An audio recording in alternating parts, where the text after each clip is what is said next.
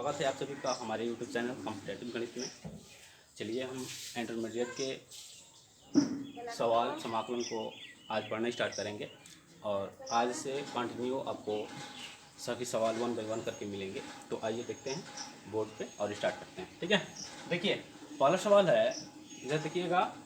पहला सवाल है आपका दिया है समाकलन sin 2x dx। करना है हमको समाकलन। क्या करेंगे यहाँ पे, देखिए यहाँ पे जो दिया है sin 2x dx, ठीक ना। आप लोगों को फॉर्मूला पता है, कल मैं बताया था। ठीक है, तो आइए समाकलन करते हैं। क्या होता है, क्योंकि हम जानते हैं समाकलन करना डायरेक्ट। देखिए ज़्यादा लंबा नहीं है, एक लाइन में जो है आपको जवाब मिलेगा। देखिए माइनस, हाँ, तो हम क्या करते हैं, क्योंकि हम जानते हैं कि साइन का समाकलन माइनस कॉस होता है, तो हम क्या करेंगे, यहाँ पे लिखेंगे माइनस। ठीक है, हाँ, लिखेंगे माइनस कॉस एक्स, क्योंकि एक्स यहाँ ना होकर के 2x है। ठीक है, हम जानते हैं कि केवल साइन एक्स का कॉस एक्स होता है, वो भी माइनस में। क्योंकि यहाँ पे 2x है, तो साइन एक्स का माइनस कॉस एक्स के मुताबिक जो है 2x तो करेंगे, लेकिन हम ये देख रहे हैं कि x के साथ 2 भी दिया हुआ है, इसलिए इनका जब समाकलन करते हैं तो ये आ जाता है बटे में और लिखते हैं प्लस। ये हो जाएगा आपका आंसर, पहला आंसर। ठीक है, उसके बाद सेकंड नंबर दिया है cos 3x dx, मतलब समाकलन है, यानी कि समाकलन करना है। कैसे हल करेंगे समझिए। तो आइए उसी तरह से, जैसे यहाँ पे जो है साइन का cos होता है माइनस में, अब यहाँ पे हम देखते हैं cos का क्या होगा, तो लिखते हैं माइनस साइन, सॉरी केवल साइन होगा। यहाँ पे लिखते हैं साइन, क्योंकि यहाँ पे x स्थान पे 3x दिया है, तो हम 3x लिखेंगे। और वैसे ही समाकलन में ये होता है कि x के सिवाय, अगर x के सिवाय x के साथ कुछ भी लग करके आए तो उनको हम रख देते हैं बटे में। ठीक है, और प्लस। ये हो जाएगा सेकेंड क्वेश्चन का आंसर। थर्ड नंबर देखते हैं, दिया है समाकलन e⁻2x dx। ठीक है, हम जानते हैं कि e⁻2x का जो है समाकलन क्या होगा, e⁻2x ही रहता है। ठीक है, क्योंकि उसी तरह से हम जानते हैं ये भी e⁻x का समाकलन e⁻x ही होता है। तो चूंकि हम यहाँ पे ये देख रहे हैं कि e⁻x ना होकर के 2x है, तो इसलिए इनका समाकलन e⁻2x और बटे में x के साथ जो दो लगा हुआ है उनको बटे में करेंगे और हो जाएगा प्लस।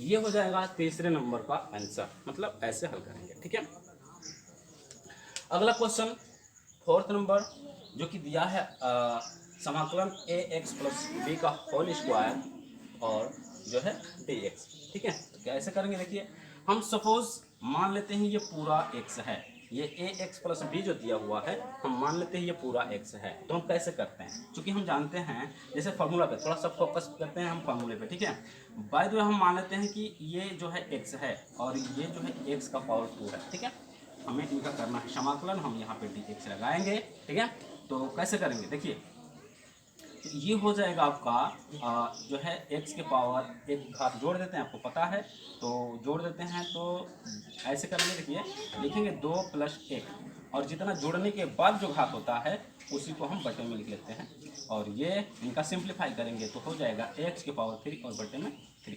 ठीक है, तो कहने का मतलब है कि अगर इनको हम x मान लेते हैं तो इनके ही मुताबिक हम इनको हल कर देंगे। ठीक है, हमें लग रहा है कि आपको समझ में आ रहा होगा। तो आइए हम क्या करते हैं कि इनको इनके अभाती करते हैं ना। एक बार फिर से अगर हम फॉर्मूले पे फोकस करें तो हम ऐसे भी समझ सकते हैं कि अगर x के पावर n दिया हो और इनका करना हो हमें समाकलन, तो क्या होगा कि हम x के पावर n + 1 लिखेंगे। ठीक है, और जितना घात होता है उनको हम बटे में ऐसे कर देते हैं। ठीक है, तो आइए हम इसी जो है फॉर्मूले के मुताबिक इनको हम हल करते हैं। क्या होगा, देखिए तो हो जाएगा, हम लिखेंगे ये इनको हम पूरा को हम x माने हैं इस तरह से, तो लिखेंगे ax + b और इनका हो जाएगा 2 घात + 1 घात जोड़ देना पड़ता है, और लिखेंगे जो घात हुआ है जोड़ने के बाद वो, और फिर हम ये देख रहे हैं कि जो है यहाँ पे x के साथ जो है जो भी इस चीज़ पे हमेशा आपको ध्यान देना है, इस चीज़ पे हमेशा आपको विशेष रूप से ध्यान देना है, समझना है, बिल्कुल ईजी है। देखिए जो भी x के साथ रहेगा उसको हम बटा में लिख लेते हैं। और ये हो जाएगा समाकलन इनकी आंसर। थोड़ा सा सिंप्लीफाई करेंगे, देखिए सिंप्लीफाई करिए, देखिए कैसे होगा। ये हो जाएगा ए एक्स प्लस बी और इनका हो जाएगा होल क्यूब और बटे में यहाँ पे 3a लिखेंगे और प्लस सी हम लिखेंगे अवश्य रूप से, ये हो जाएगा आंसर। फिफ्थ नंबर देखते हैं, 5वां नंबर सवाल, ठीक है। उसी तरह से हम क्या करेंगे, आप लोगों को समझ में आ रहा है, कोई दिक्कत नहीं ना? आप लोगों को चौथा नंबर सवाल कोई समझने में दिक्कत नहीं? चलिए तो हम जो है फिफ्थ नंबर सवाल देखते हैं। इसमें जब भी ऐसा सवाल मिले तो हम सबसे पहले क्या करते हैं कि समाकलन का जो साइन है इसको और डी एक्स को अंदर यानी कि ब्रैकेट के अंदर ले जाते हैं, ठीक है। चलिए ले चलते हैं ब्रैकेट के अंदर। तो कैसे लिखेंगे, लिखेंगे समाकलन साइन 2x dx लिखेंगे, ये माइनस है, फिर यहाँ पे 4 लिखेंगे, उसके बाद समाकलन का जो है चिन्ह रहेगा यहाँ पे और 3x लिखिएगा dx लिखिएगा, ठीक है। इतना तो समझ में आ गया। उसके बाद क्या करेंगे, हम करेंगे समाकलन, क्योंकि इससे पहले हम साइन का जो समाकलन किए हैं वैसे ही मतलब साइन का हो जाता है माइनस पास, ठीक है। पास तो करेंगे लेकिन यहाँ पे x ना होकर के 2x है तो हम लिखेंगे 2x और फिर x के साथ 2 आया है इसलिए बटे में 2 हो जाएगा और यहाँ पे माइनस होगा, यहाँ पे 4।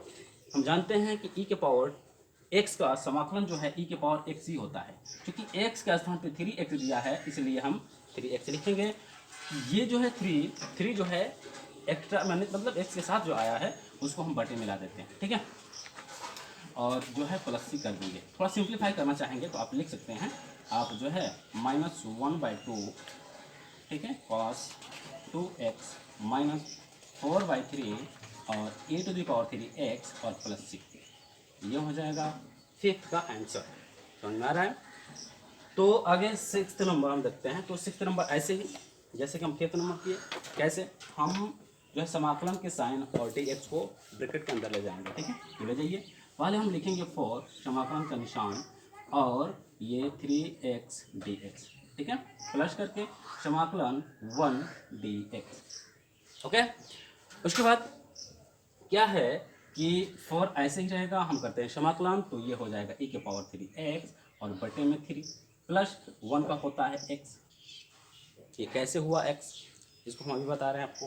देखिए ये तो हो गया आपका आंसर, ये हो गया आंसर, लेकिन थोड़ा सा आपको समझना है, यहाँ पे ये है कि अगर समाकलन 1 और dx दिया हो, ठीक है, तो हम इनको कैसे x कहेंगे।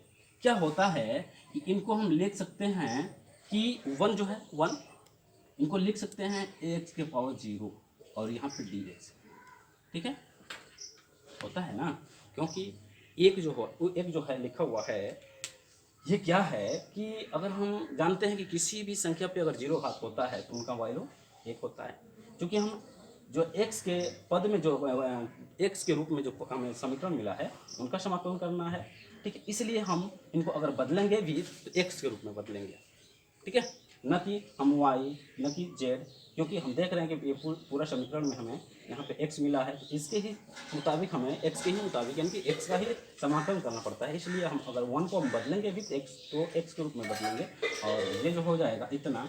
और हम जानते हैं कि जब इनका समाकलन करते हैं तो x ये 0 घात है, एक घात जोड़ दिया जाता है और जोड़ने के बाद जितना घात बनता है वहाँ पे बटे में लिखते हैं ऐसे, और ये हो जाएगा x⁻1 बटे में 1 मतलब केवल x, और ये हो जाएगा आपका केवल f1 का जो है समाकलन, ये समझना है, और ये हो जाएगा 6 नंबर का।